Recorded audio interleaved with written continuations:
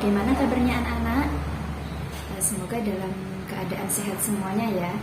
Baik, hari ini sebelum pelajaran itu mulai, Ibu akan mengabsen kalian semua. Siapa yang tidak hadir hari ini? Oh, hadir semuanya ya. Alhamdulillah. Baik, sebelum kita mulai pelajaran, alangkah lebih baiknya kita melakukan doa bersama agar apa yang kita pelajari, apa yang kita lakukan hari ini diberikan kelancaran oleh Allah Subhanahu wa taala dan diberkahi olehnya. Berdoa mulai. A'udzubillahi minasyaitonirrajim. Bismillahirrahmanirrahim. Raditu billahi rabban wa bil islam dina wa bi Muhammadin nabiyyan wa rasula. Rabbi zidni ilma warzuqni fahma waj'alni min ibadika sholihin. Amin ya rabbal alamin. Alhamdulillah. Amin amin ya rabbal alamin.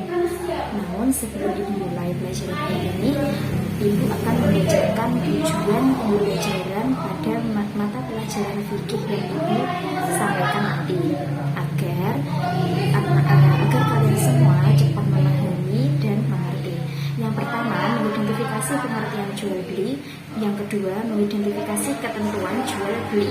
Yang ketiga, mengidentifikasi contoh-contoh jual beli yang haram dilakukan maupun jual beli yang sah tapi diharamkan. Yang keempat ialah yang terakhir, menunjukkan contoh tata cara jual beli yang baik. Baik, tujuan pembelajaran sudah Ibu bacakan. Di pelajaran Ibu kali ini nanti ada tugas kelompok dan tugas individu. Nah, tugas kelompok itu tadi itu Ibu akan memberikan tugas diskusi. Nah, diskusi itu diskusi nanti akan dipresentasikan di depan kelas masing-masing dan siapa peserta yang paling aktif nanti akan Ibu berikan nilai plus untuk kalian semuanya ya. Kemudian untuk tugas yang individu nanti akan Ibu berikan soal esai entah 5-10 nanti silakan kalian kerjakan. Di pertemuan selanjutnya silakan dikumpulkan kepada Ibu. Baik, sebelum pelajaran dimulai, tolong buka modul kalian halaman 57.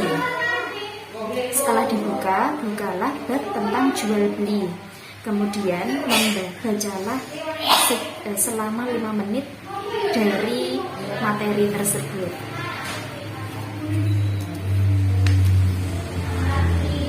Sudah dibaca? Baik, Ibu akan menjelaskan materi yaitu yang pertama pengertian jual dan beli.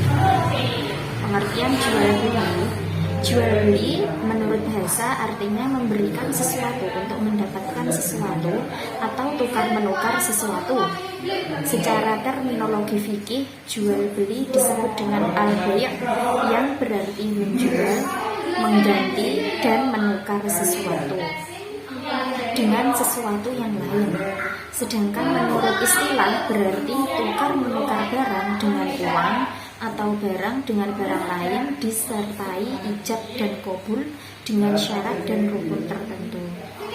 Nah, itu tadi pengertian secara bahasa dan istilah. Kemudian menurut para ulama, menurut Abu Hanifah mengerti jual beli atau al-bay' secara yaitu tukar menukar harta benda atau sesuatu yang diinginkan dengan sesuatu yang sepadan melalui cara tertentu yang bermanfaat.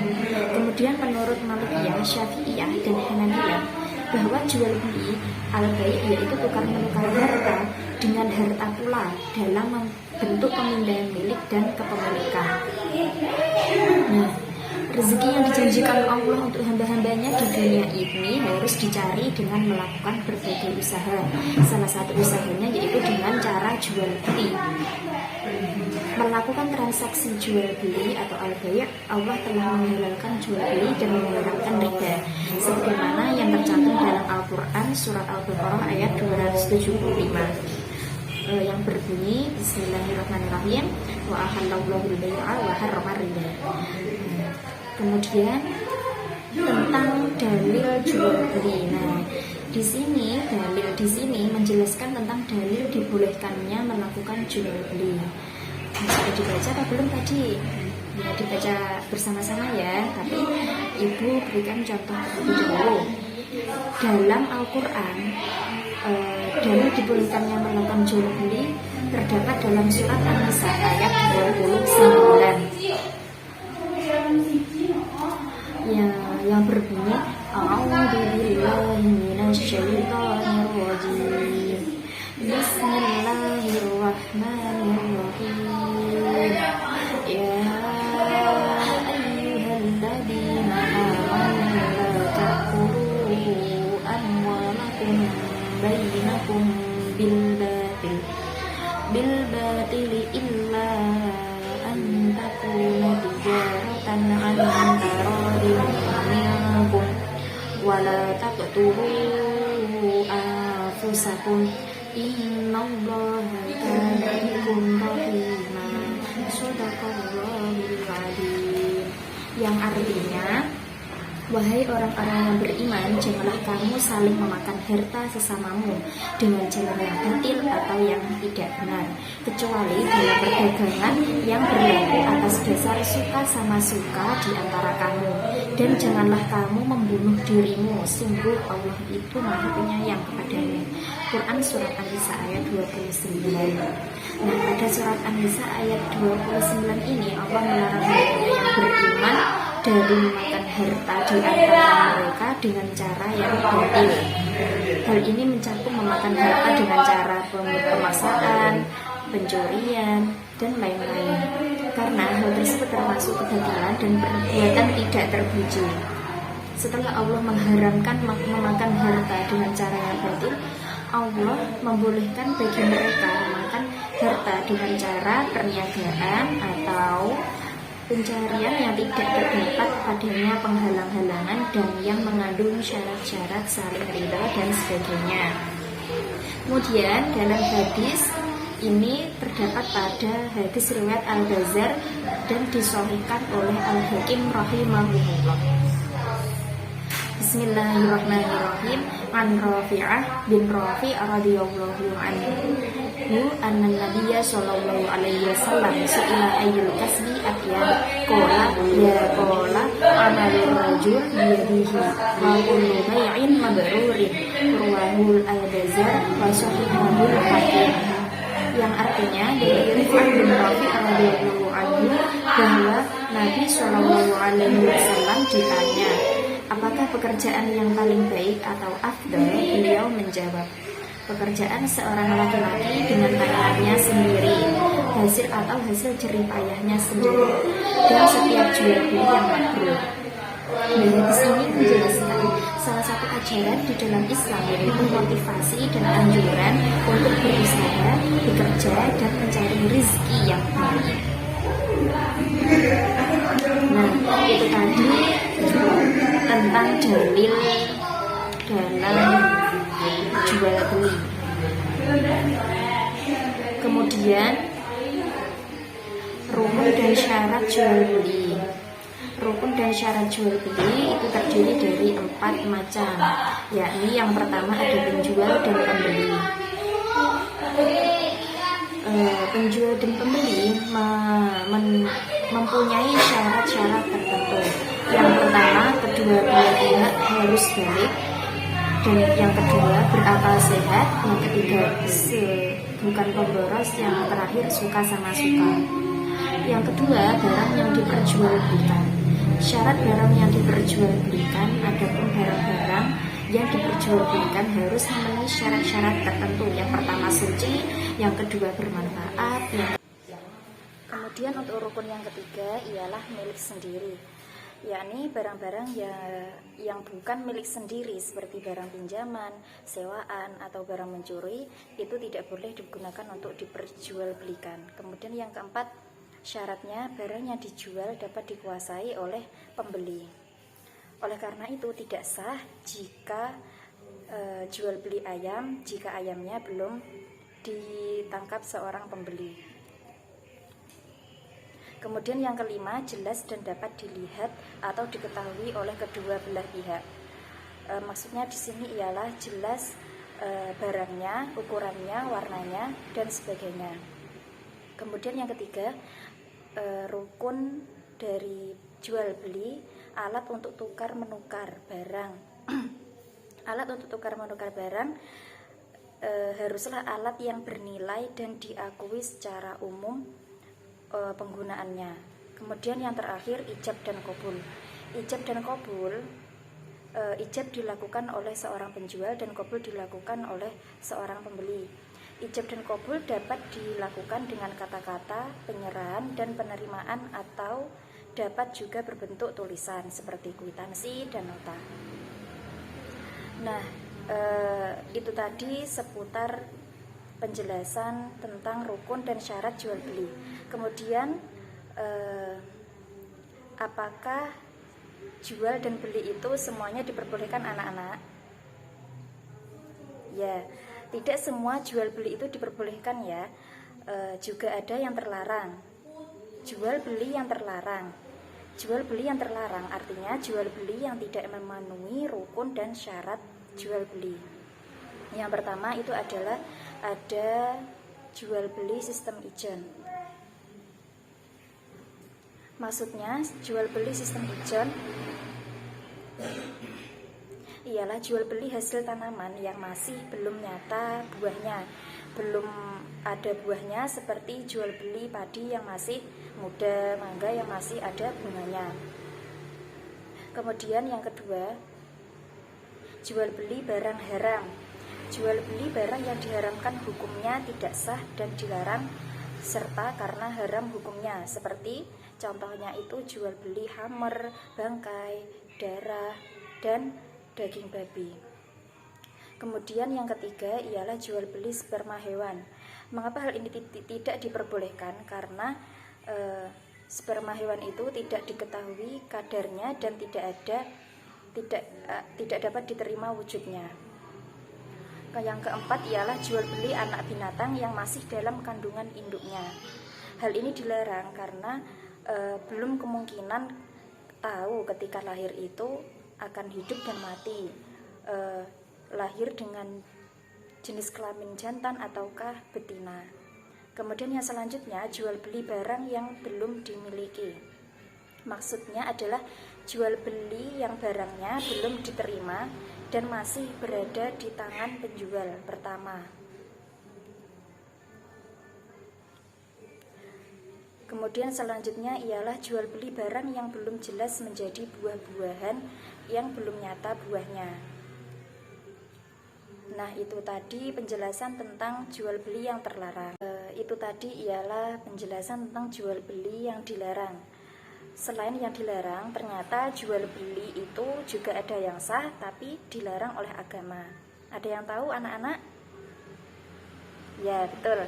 Yang artinya jual beli ini hukumnya sah tetapi dilarang oleh agama karena ada suatu sebab atau akibat jika jual beli itu dilangsungkan. Yang pertama ialah jual beli pada saat khutbah dan sholat Jumat.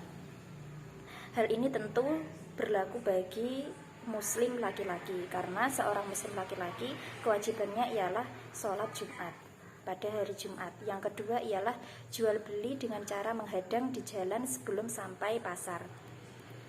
Maksudnya di sini bukan menghadang di jalan raya kemudian tidak memperbolehkan untuk berangkat ke pasar, itu bukan ya anak-anak.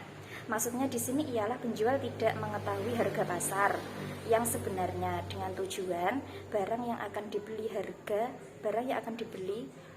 akan dibeli dengan harga serendah-rendahnya, kemudian barang tersebut akan dijual kembali ke pasar dengan harga setinggi-tingginya. Kemudian apa labanya seorang penjual tersebut? Ya, betul, untungnya tadi berada di labanya, maka dia akan memperoleh laba yang sangat banyak. Dan hal itu tidak diperbolehkan. Sah tapi tidak diperbolehkan. Kemudian yang ketiga itu ialah jual beli dengan niat menimbun barang. Jual beli ini tidak terpuji, oleh karena itu dilarang. Misal ia pada saat beras murah, ia belanja sebanyak-banyaknya, kemudian menimbun beras tersebut di gudang rumahnya.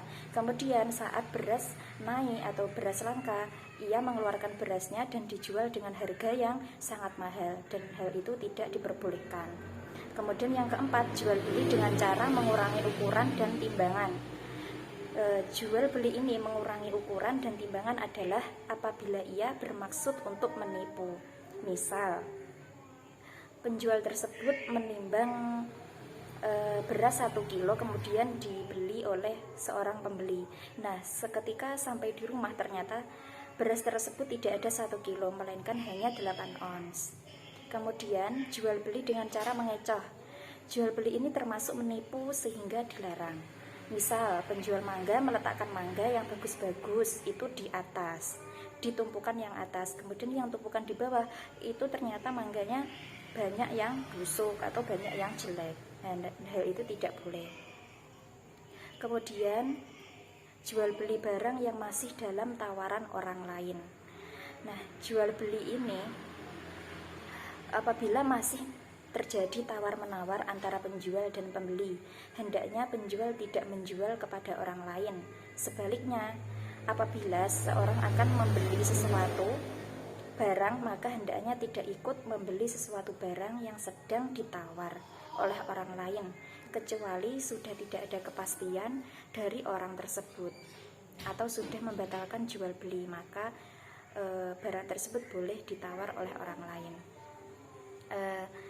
Baik anak-anak, penjelasan dari ibu sudah cukup. Apabila ada ditanyakan, boleh ya langsung ditanyakan aja. Baik, belum ada pertanyaan? Oke, nggak apa-apa.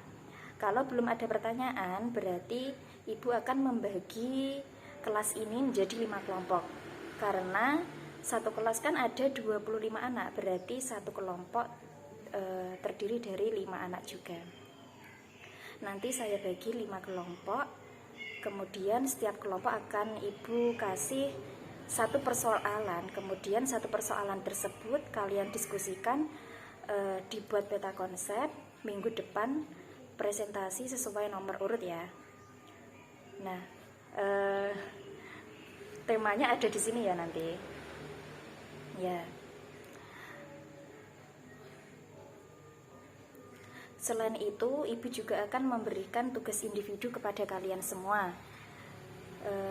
Tugas individunya juga ibu taruh di kolom video ini ya. Baik anak-anak, apa ada yang ditanyakan dari pembahasan tadi? Nah, jika belum, bisa ditanyakan di pertemuan yang akan datang ya. Baik, untuk kesimpulan pada hari ini yakni bahwa jual beli itu ialah tukar menukar barang dengan uang atau barang dengan barang lain disertai ijab dan qabul dengan syarat dan rukun tertentu. Baik, saya akhiri pelajaran pada hari ini. Semoga mendapatkan keberkahan untuk semuanya, semoga bermanfaat untuk kita semuanya. Mari kita akhiri dengan doa kafaratul majelis bersama. Bismillahirrahmanirrahim. Subhanakallahumma wa bihamdika asyhadu an la ilaha illa anta astaghfiruka wa atubu ilaih. Amin. Cukup sekian dari saya. Apabila ada kurang lebihnya saya mohon maaf. Wabillahi taufik wal hidayah. Wassalamualaikum warahmatullahi wabarakatuh.